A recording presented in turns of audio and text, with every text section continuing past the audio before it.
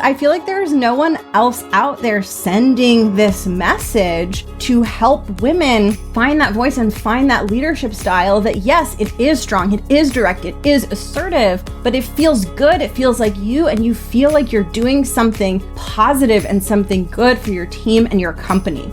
You're showing people what you think, and implicitly, when you share your perspective, what you're implicitly communicating is, I believe my own ideas to be important. And that is taking up space. Welcome to The Art of Speaking Up, a podcast that helps professional women access the limitless potential that lies within them. I'm your host, Jessica Guzik, and my mission is to help you find that spark inside you that has the power to transform your career in ways you may not have thought possible. I'm so excited that you're here. And now, on to the show.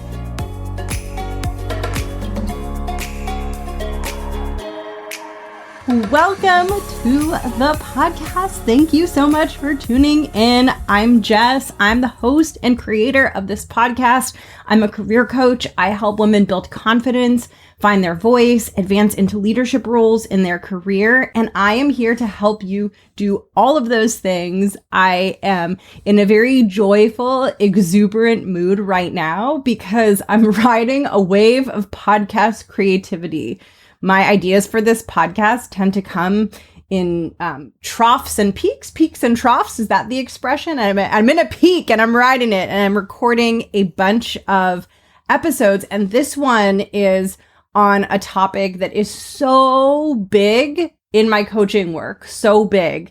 I would say that this topic is most front of mind for my clients right now. Both I have my one-on-one clients who I support individually, and I have my clients who are participating in my group program, the Art of Speaking Up Academy. And across the board, a really, really big topic that has been coming up is this idea of being direct, of asserting yourself, right? Having that directness in conversations, in meetings, in rooms, in a way that is both effective and has people really seeing you as a respectable leader, but in a way that feels good and authentic to you and that doesn't make you feel like an a-hole. I really struggled with this in my career, really struggled, because I felt like I had to be nice and subservient all of the time. And in my mind, that meant that I had to make space for everyone else and hear everyone else and encourage everyone else. And if something was coming from me, it was like it was taking away from someone else, or maybe I was stepping on someone's toes or offending someone or being too direct. And it was very difficult. And even the times when I would push myself out of my comfort zone and I'd be like, okay, Jess, people want to hear from you in meetings. You've been told you need to show more thought leadership. Just do the courageous thing, get your voice out there. I would do it. I would assert myself. I would share my opinion. I would jump into the discussion. And then I would have a massive assertiveness hangover after. And I would feel filled with shame and regret. And I shouldn't have said that. And did that person think I was insulting them? Was I taking up too much space? Did it sound stupid? And so I deeply understand what a struggle it can be to assert yourself, to put your perspective out there. And it truly is an end-to-end struggle where you first have to do it, which is hard enough. And then you have to get comfortable doing it, because when you first start doing it, it can be rather uncomfortable the way I experienced. And like I mentioned, in that you feel like you're taking up space and doing a bad, horrible, obnoxious thing, and you don't feel good about it. And my goal for this episode is to flip your thinking when it comes to being direct and assertive, so that you can feel better about it. Because the truth is, while you might think of it in your mind as being a quote unquote bad thing, or there are elements of directness and assertiveness that feel bad to you, it can actually be in service of your audience. And it can actually be a really good thing. And I think it's so easy to miss that and really miss some of the positive gifts and positive ripple effects that you can have as a leader. It's just so easy to look at the topic of directness and assertiveness and be like, that feels bad. That feels like too much. I'm taking up too much space. I'm being too direct. People aren't going to like it. I'm going to come off as pushy or rude. You get so wrapped up in that you miss this whole other world of possibilities, which is one in which that communication style is useful, inspirational, supportive of your audience. So I'm not just trying to help you get to neutral, where you no longer feel bad about asserting yourself or being direct. I'm trying to get you to a place where you see the goodness in it, the value in it, so that you can get excited about taking up a lot of space in meetings. Because when you really see that, it's going to make you want to lean in, because you're no longer viewing directness and assertiveness as a bad thing. And this is where I get so excited about my podcast and my coaching style and the work that I do and my philosophy, because in my opinion, stepping into leadership can feel really good. And it's not that you won't have hard moments or you won't ever feel challenged or you won't ever have like an assertiveness hangover, but it's that when you're truly being an authentic, effective leader and speaking like an authentic, effective leader and having the voice and taking up the space of a leader in a meeting room, it can actually feel great. It doesn't have to feel awful and icky and inauthentic. And I get so pumped about helping you do that, because I feel like there's no one else out there sending this message to help women find that voice and find that leadership style that, yes, it is strong, it is direct, it is assertive, but it feels good. It feels like you, and you feel like you're doing something positive and something good for your team and your company. Truly, it doesn't have to be zero sum. It doesn't have to feel bad. I know in my career, the more I built confidence and found my voice and took up space and was direct and was assertive, over time, the better that felt. As I got farther into my corporate career, I had a very, very successful corporate career. I became an executive in my early 30s. As I got farther into that career and became more assertive and took up more space, it was not as hard and uncomfortable as it used to be in the beginning. And in fact, it felt really good. And I really enjoy taking on that leadership role and having that direct, assertive leadership voice in meetings. And I say this to encourage you to keep going and to stick with it and keep believing that you will find that too, because I believe that when you stick with your journey, you grow your confidence, you keep working on your mindset, you eventually get into this territory that's like this win-win territory where you're doing the behaviors that you want, you're taking up space, you're being a leader, you're making a strong impression, and it is feeling good. It is feeling better than you feel right now. That is where I'm trying to get you to, and this episode is intended to help you do that. Before I dive in, I have a really exciting announcement to share. I'm doing something brand new on the podcast this week. And this is part of a new series that I'm doing called Inside the Academy. So if you're newer to this, then you probably haven't heard, or if you've been following me for a while, you have heard. I have a group program. It's called the Art of Speaking Up Academy, and it is my signature group program where I help my clients build confidence and learn how to be powerful, effective communicators at work. I have launched this program 3 times. I am guiding my 3rd cohort of incredible clients through this program, and I'm going to be launching it for the 4th time this spring, the first 2 weeks of May. Now, you might not know this. Actually, you don't know this because I haven't talked about this or shared this at all. But over the past few months, behind the scenes, I have been working to give the Art of Speaking Up Academy a big, exciting makeover. So I ran the program twice. The first cohort of the program started in winter 2022. The second cohort of the program started in summer 2022. And now I just kicked off the 3rd cohort. They started in winter of 2023. That's when I'm recording this. And after I ran the first 2 cohorts, after me mainly just coaching women one-on-one, so after I coached these women in a group, I really witnessed and saw the power of a group experience and how women can grow and evolve and expand and even sometimes heal when they're doing their coaching and internal mindset work and professional and personal development work with a group of other women. There's something that happens in that group environment that helps you normalize what you're experiencing because you see other women experiencing it and they're women that you admire and respect. And so that helps you admire and respect yourself more as you see those women working through the same challenges alongside you. And you get this inspiration as you're surrounded by this group of ambitious, gritty, powerful women who have big dreams for their careers, and you're watching them grow, watching them challenge themselves week after week. It gives you this surge of fuel and surge of motivation for you to grow.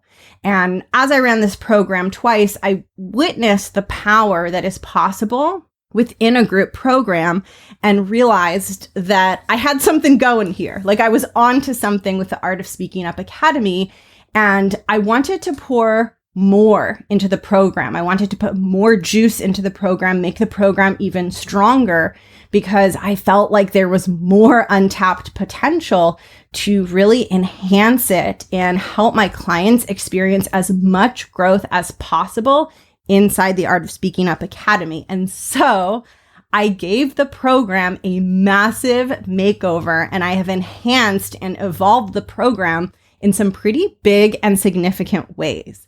And so to introduce you to all of the changes that I have made, all of the ways the Art of Speaking Up Academy has evolved, I'm creating a mini series on the next few podcast episodes called Inside the Academy. And so when this episode ends, if you listen all the way to the end, when the outro music finally fades out, the episode won't be over. There'll be a brand new, never heard before segment series kicking off in this week's episode, where I'm going to be taking you literally inside the Academy and walking you through what the Academy experience is like and some of the big changes that I've made.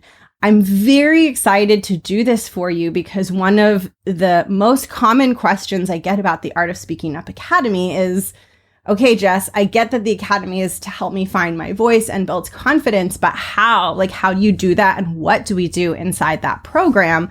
And this series that I'm starting that you'll get introduced to at the end of today's episode is going to give you a peek inside, because it can be a little bit harder to imagine what a group program or a group experience is like. I think we all understand what a podcast is like, what a YouTube video is like, but something like the Art of Speaking Up Academy, it's a live group experience. And so until you've really been in it, it can be a little bit harder to imagine what that will be like for you. And so I'm going to be giving you a little behind the scenes tour. So make sure that you listen to this episode all the way to the end, and I will be taking you behind the scenes of the Art of Speaking Up Academy.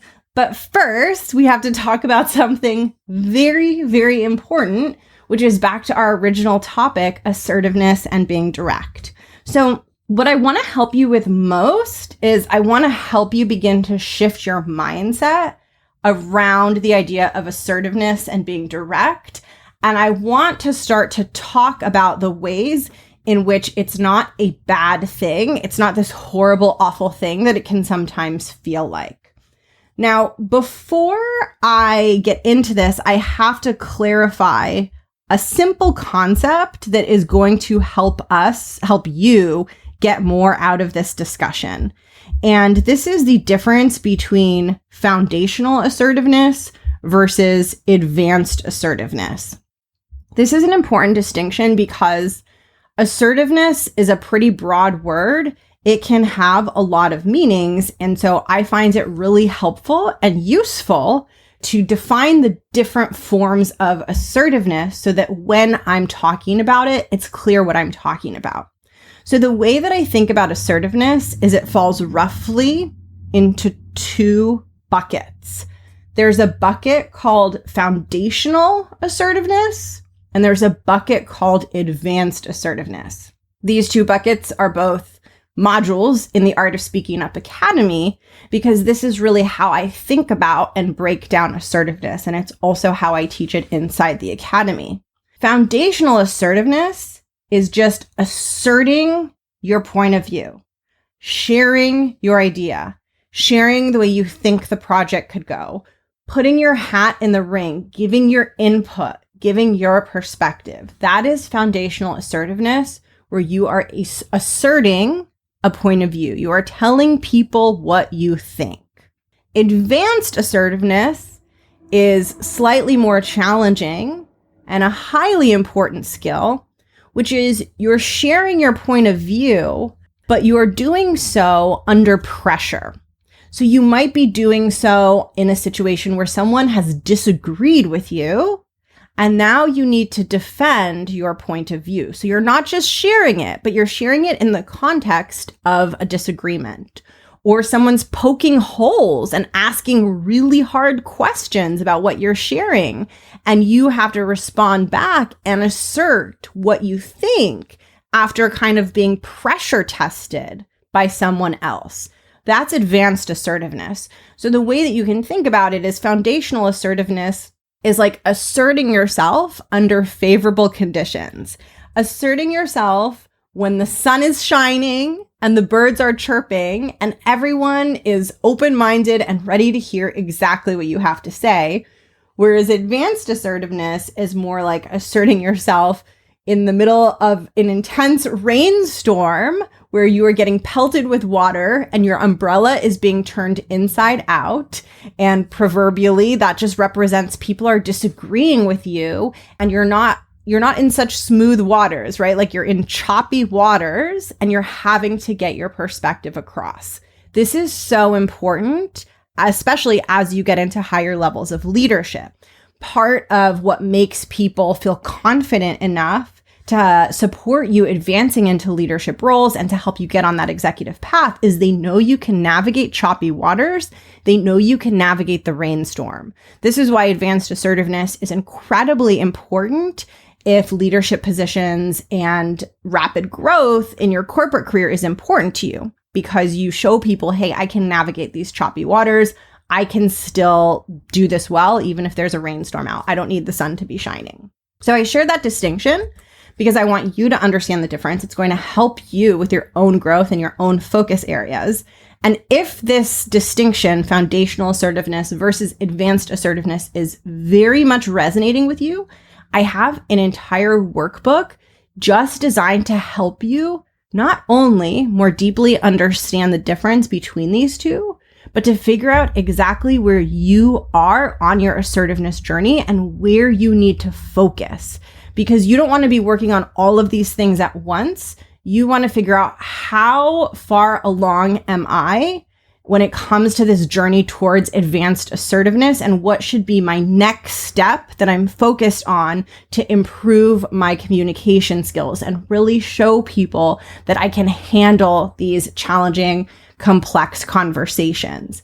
This workbook is designed to help you figure out where you are so you could identify your next step and focus yourself and your growth on the exact thing that is going to help you grow your assertiveness muscle the fastest. This workbook is free. If you want to grab a copy of it, you will find it on my website at jessguzikcoaching.com/free resources. It is called the Assertiveness Mini Workbook, and it dives into this in a ton of detail. I will also link that down in the show notes so you have that. But the reason that I'm sharing with you this distinction between foundational versus advanced assertiveness is because today I'm talking about foundational assertiveness. So I'm talking about asserting yourself when the sun is shining and the birds are chirping. So in other words, no one's being argumentative with you. You're not talking to an audience or a stakeholder who's very difficult and likes to challenge you. You're in a room full of friendly people. And the reason why is because we need different skills and different tools for when the sun is shining versus when there's a rainstorm. So I want you to understand how to take what I'm sharing here and use it. Now, this, what I'm sharing here still applies if you're in choppy waters, but there are just certain other tools that you need for advanced assertiveness for choppier waters that I'm not talking about here. but I do talk about in that workbook, and I will continue to talk about in other places across the podcast. So we're talking about foundational assertiveness, which is just asserting your point of view when you're having a conversation or in a meeting full of people. Now, when you're asserting your point of view, there are usually two main ways that you are doing that.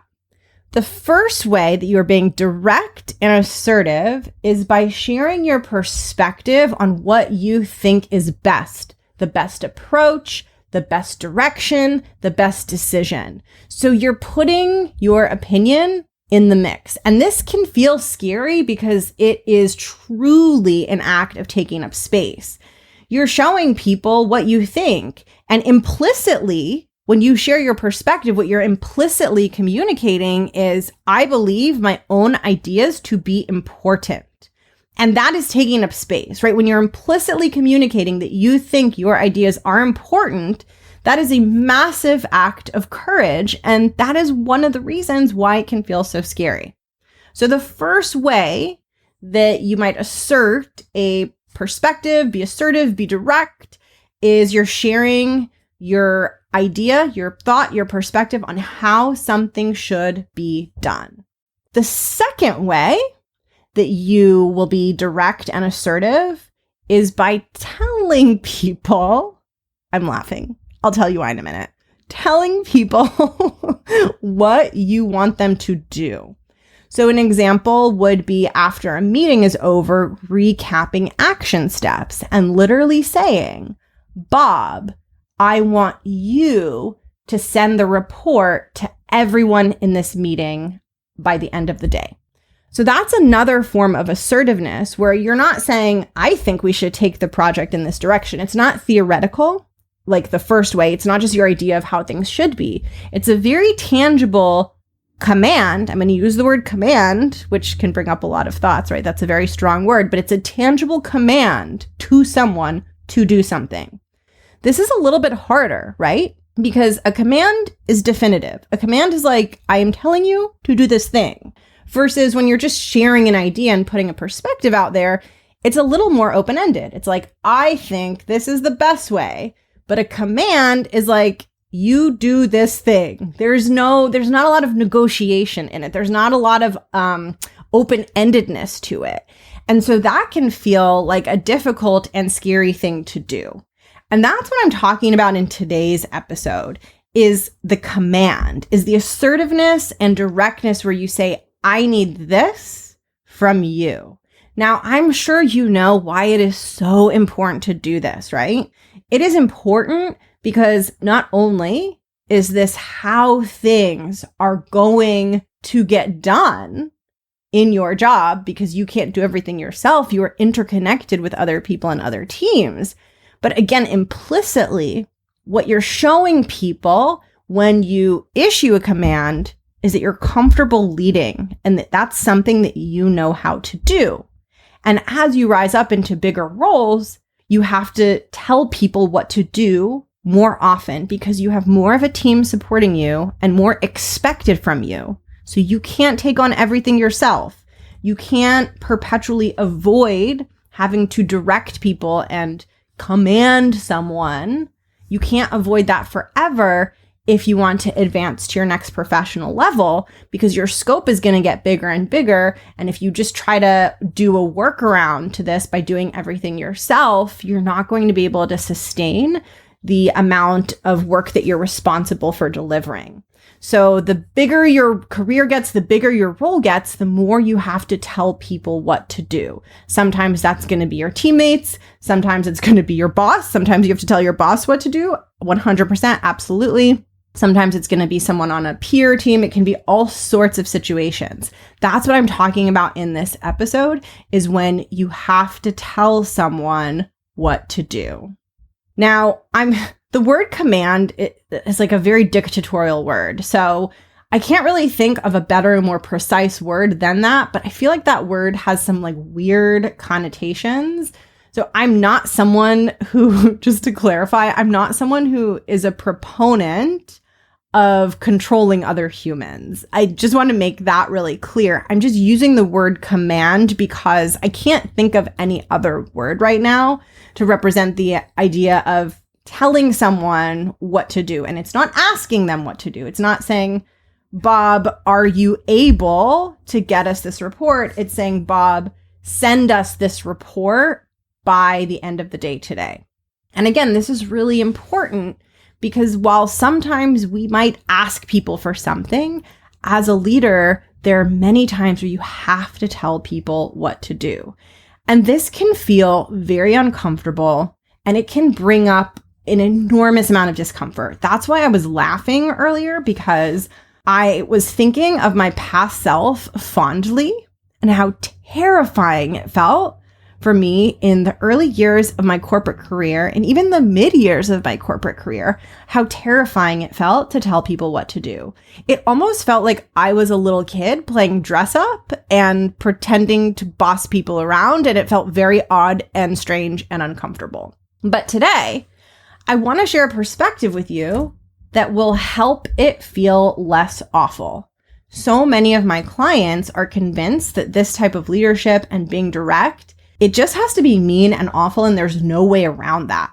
And I see a lot of women who feel torn and they're thinking, well, I'm not sure if I want to advance or be a leader because I don't want to be an a-hole to people and I don't want to have this dictatorial leadership style. And they assume that the only way to be direct, to tell people what to do, the only way to do that is this harsh, very dehumanizing style that they've observed around them. And they don't like that and they don't want to do that. And so they think, well, I can't, really grow and evolve and step into a bigger role because then I'm going to have to do that and that's going to feel icky. But what I want to offer you today in this episode is the idea that telling people what to do can feel really, really good to our audience or to our stakeholder, and in fact, can be an act of service to our audience.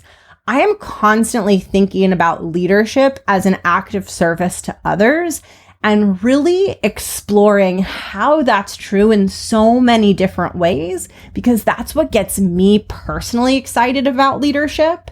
And this is one example and one of those ways that we can shift our perspective and begin to see the act of telling someone what to do as an act of service. Now, the way that I want to explain this to you is via a series of examples.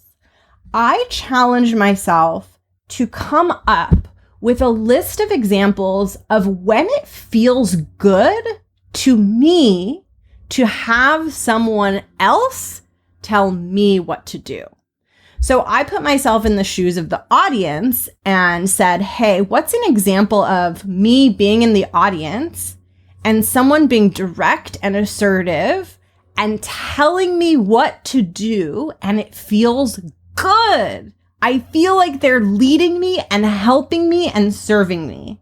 And here is what I came up with. It feels good to me when I arrive at a friend's party and they open the door and they tell me what to do. They say, come in, follow me, put your coat here, grab a drink. They're telling me what to do, and it feels really, really good. It feels really good to me when I'm at a yoga class and the instructor tells me what to do. They tell me to switch my pose, or adjust the direction my foot is pointing, or to take an even deeper breath. They tell me what to do, and it feels really, really good. When I go to the doctor because I'm not feeling well, the doctor tells me what to do, and it feels good. They tell me what medicine to take, when to take it, what specific things to avoid, and how long to wait until I check in with them next. They tell me what to do, and it feels really good. When I'm on an airplane and the airplane is about to take off, the flight attendant tells me to stay in my seat, and it feels good.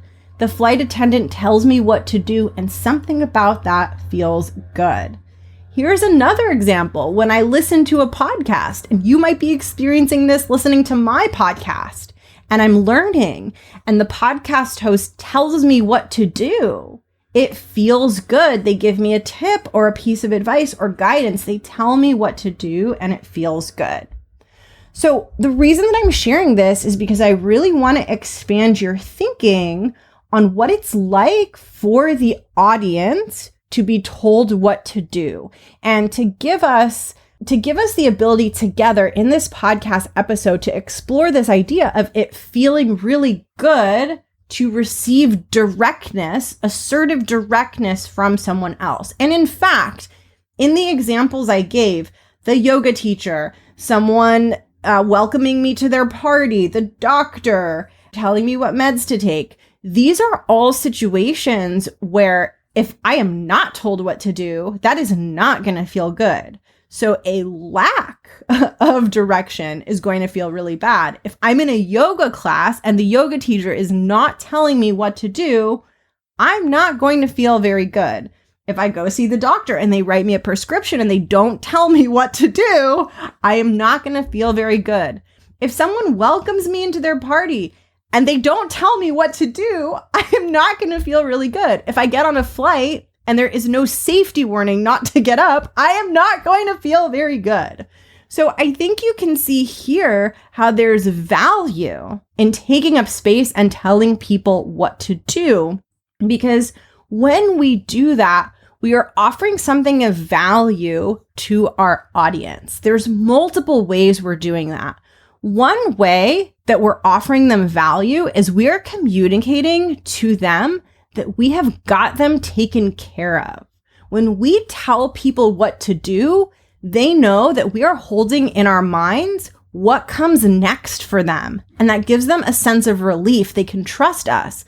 Just like I can trust this yoga teacher isn't going to disappear halfway through the class and leave me to figure this out on my own. I can see that they've got me. They've planned a routine. They've thought about this class. They know what they're doing. Everything's going to go really, really well. And so it helps us have trust in the other person as our guide, because in order for them to tell us what to do, they need to be thinking about us, have a plan for us, and be keeping all of that in mind. That gives us a lot of faith in them. That makes us feel safe and taken care of, and like we can trust them to lead us and shepherd us through this journey, whether that journey is a doctor's appointment or a yoga class or a work meeting. It's also helpful for our audience because it gives them clarity. Sometimes we like to be told what to do because then we don't have to wonder and be in uncertainty and confusion over what to do. I like being told what to do in the yoga class because then I don't have to figure it out on my own. And I really want you to think about how both of these things apply to a work meeting. How is it true that telling your audience what to do is going to feel really good for them? It's true because as you're telling them what to do, they know that you have a plan. You're keeping track. Your brain is wrapped around it. They can lean back just a little bit. And when you tell them what to do, they know, phew, I didn't have to remember to write it down correctly. I don't have to worry that I got the wrong thing. She just told me what to do. There is value for your audience because they can trust you and you're offering them clarity. And I really, really want you to think about the value that this brings to people in your organization who sit above you in the org chart. Of course, being direct and assertive helps your peers and it helps people who report to you.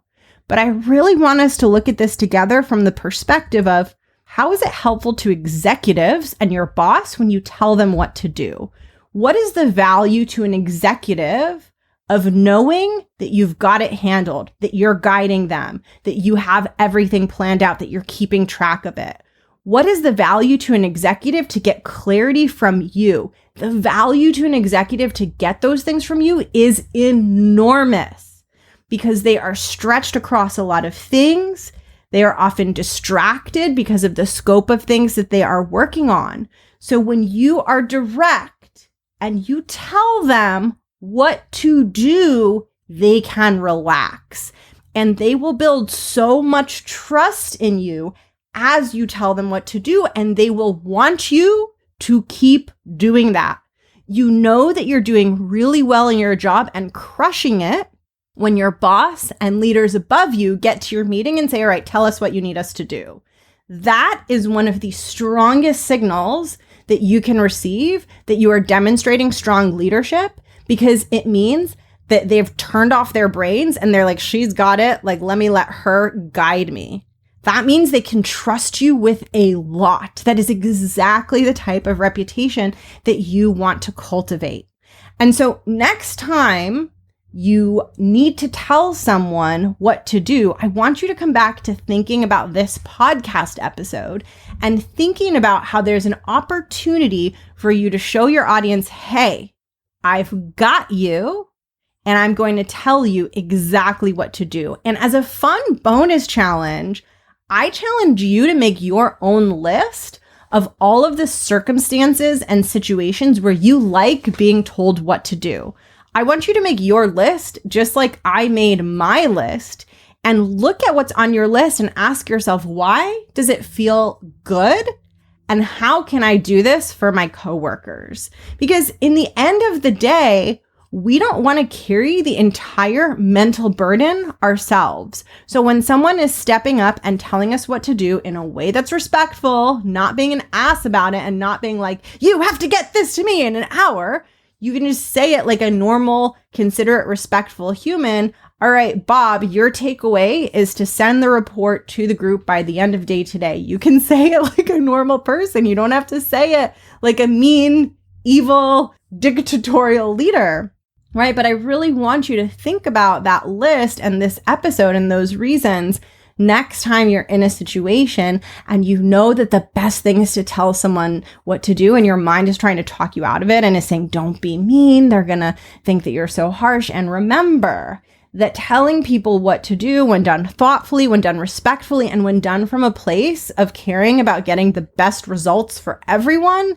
is absolutely 100% in service of your audience. And there is literally no way to operate within a large company and in a leadership role without doing that. It's an essential part of the machine that has to be in place. I want you to just imagine if we lived in a world where no one told anyone what to do. I want you to really, really think about that. We wouldn't have traffic lights or stop signs. There would be no prices for things at the grocery store. We would be living in anarchy, pure chaos. Being told what to do helps us contain the madness of this world that we live in, and it's going to help you contain some of the challenges and madness of the work that you do. And by the way, if your work feels a bit out of control or like it is a little bit, there's madness there, it could be because you're not exercising this muscle enough of telling people what to do.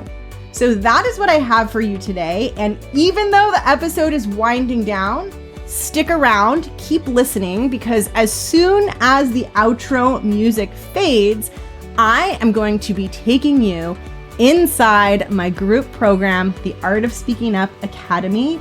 So keep on listening, enjoy, and I'll catch you there. The Art of Speaking Up Academy is where you go to find a voice that's equal parts confident and authentic. It's a place where you get to indulge your belief that the big confidence and career that you desire is totally 100% possible for you.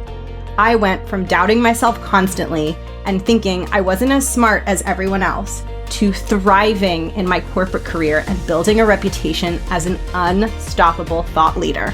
Inside the Art of Speaking Up Academy, I'll teach you everything you need to know to do the same so you can take up lots of space and build a career so exciting you kind of want to brag about it. Are you ready? Let's dive in. Welcome to my new mini-series, Inside the Art of Speaking Up Academy. I have to be honest with you, I just finished recording, mixing, and editing that intro jingle that you just heard, and I am feeling on fire. I am so excited that you're here all the way at the tail end of the episode, and I'm so excited to bring you behind the scenes of the Art of Speaking Up Academy.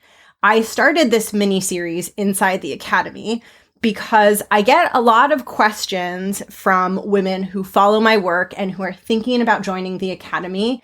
And they're trying to figure out if the Art of Speaking Up Academy is a good fit for them.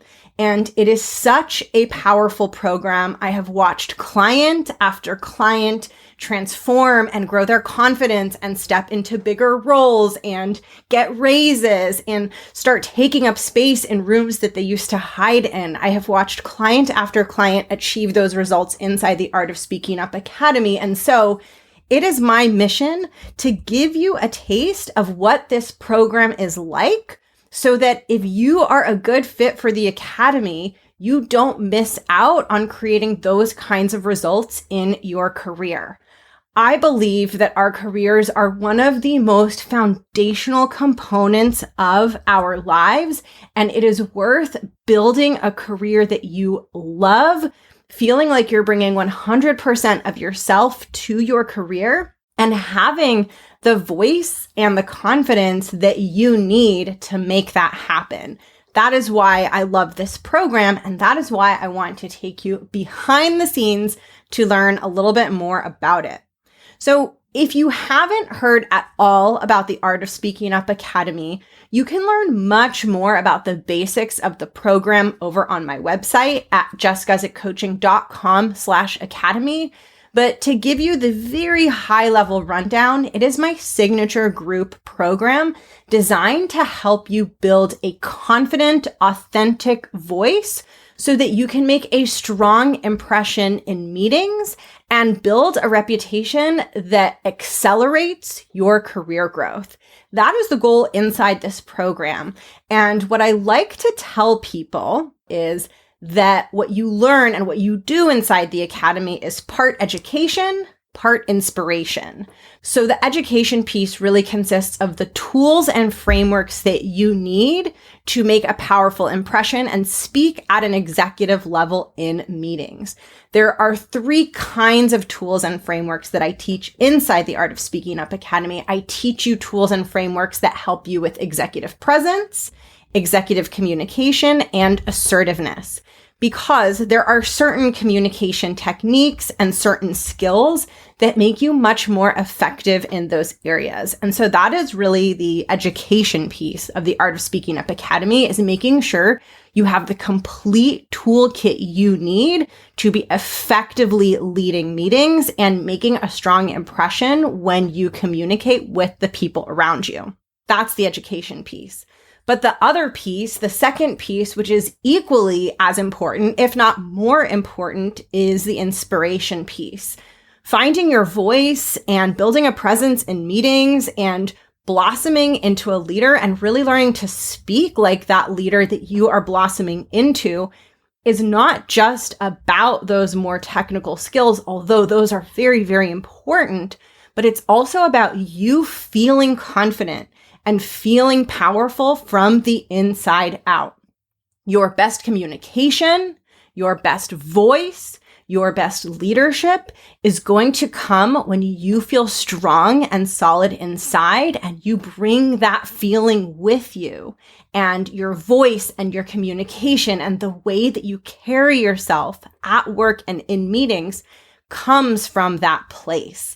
And that's why inspiration is a huge part of the Art of Speaking Up Academy, because if I just taught you a bunch of tools, but you didn't leave our sessions feeling uplifted, feeling on fire, feeling inspired, then you wouldn't quite have as much internal drive to enter into your next Zoom room, to drop into that next meeting and actually be part of the discussion and actually participate as the strongest, most effective version of you.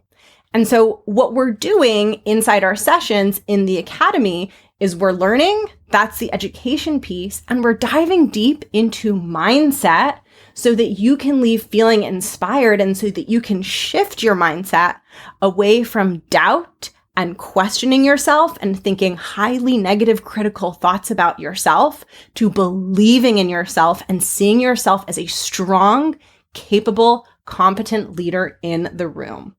So that's what I'm doing inside the Art of Speaking Up Academy. That's really what I'm doing with you in the sessions, is part education, teaching tools, helping you learn and integrate the tools, and doing mindset work to motivate you to really believe in yourself and bring that inner fire with you everywhere you go throughout your workday. And when you're in the academy, we have a live session almost every week. It's an intimate group. So this is a small group program, and we meet every week to do those things. And as I ran the academy a couple of times, I saw how much power there was in those sessions. I saw women having light bulb moments. I saw them experiencing shifts in how they saw themselves, and I saw their confidence evolve from the start to the end of the program. And I saw just how powerful it was to have that consistent weekly exposure to mindset work and to these very powerful communication tools that I teach inside the Art of Speaking Up Academy. And I'm the type of person where when something is working well and I have a success, and I recommend you do this too, by the way, in your job, I often ask myself, how can I double down? How can I make this better? Because I wanted my clients inside the academy to be able to experience the education and the inspiration and motivation, not just during our session, which is once a week, but anytime they needed it. Because I know for so many of my clients, and this might be you too, you might leave our Art of Speaking Up Academy session on a high and then drop into a meeting and feel like you're struggling again and feel like you need another boost and you need another pick-me-up. And so the question I asked myself is, how could I allow you in the Art of Speaking Up Academy, not just to join the sessions every week, but to feel like you could take the sessions with you and have them in your back pocket throughout the week to carry you through those difficult meetings and those moments when the self-doubt comes back up. And that led me to what I'm sharing with you in today's edition of Inside the Academy, which is the official Art of Speaking Up Academy private podcast.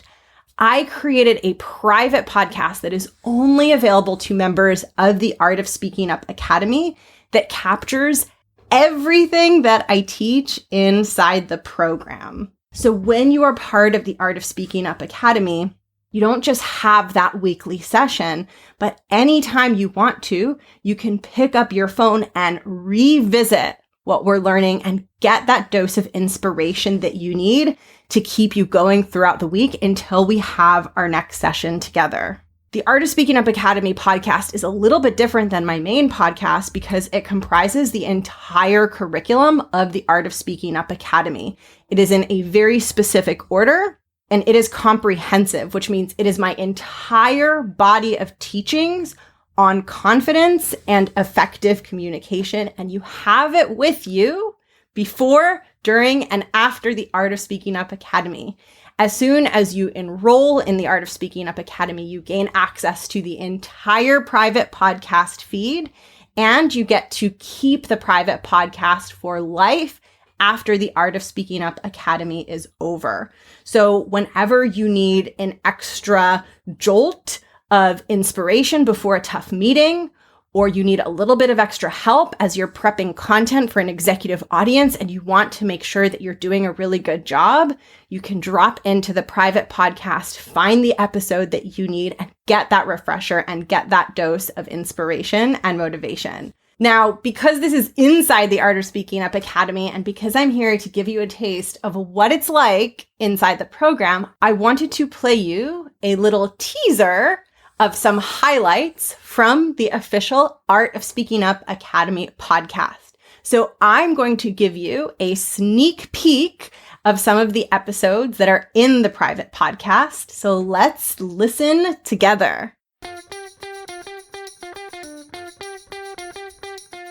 CEO energy simply means that the tone of your voice and how you speak is giving people the impression that you're the authority. Because when you're speaking at the quality of a leader, you are seen as a leader.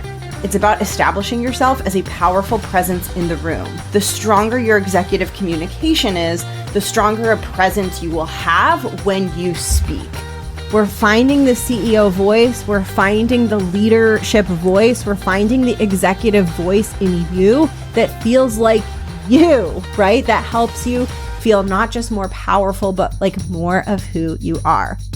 She is the leader. She is leading me. She is guiding me. She is telling me what to do. It is that experience that your audience is having, whether they're aware of it or it's unconscious below their level of awareness. It has them seeing you as an authority figure.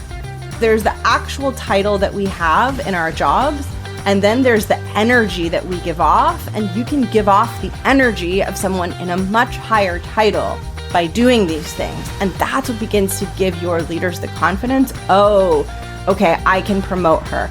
I can move her up. She can handle this. She's showing so much leadership in these meetings. There you have it. That is just a tiny little sliver of the Art of Speaking Up Academy podcast. And its purpose is to give you the tools and the inspiration you need to find a voice that is confident, that is effective, and that is authentic. That is the mission of the private podcast, and that is what we build together inside the Art of Speaking Up Academy. If you want to make sure that you are first to find out when the next round of the Academy opens for enrollment, head over to my website, jessgussitcoaching.com/academy, and add yourself to the waitlist. Doors for the next cohort are going to open the first 2 weeks of May, but the enrollment tends to fly by. It is only 2 weeks long that you get to sign up. And so being on the wait list means you make sure that you don't miss it. And as someone who's on the wait list, you will be eligible for exclusive bonuses that are only available if you are on the wait list. Head over to jessgussitcoaching.com/academy to add yourself to the wait list. And I will catch you in the next podcast episode. Bye.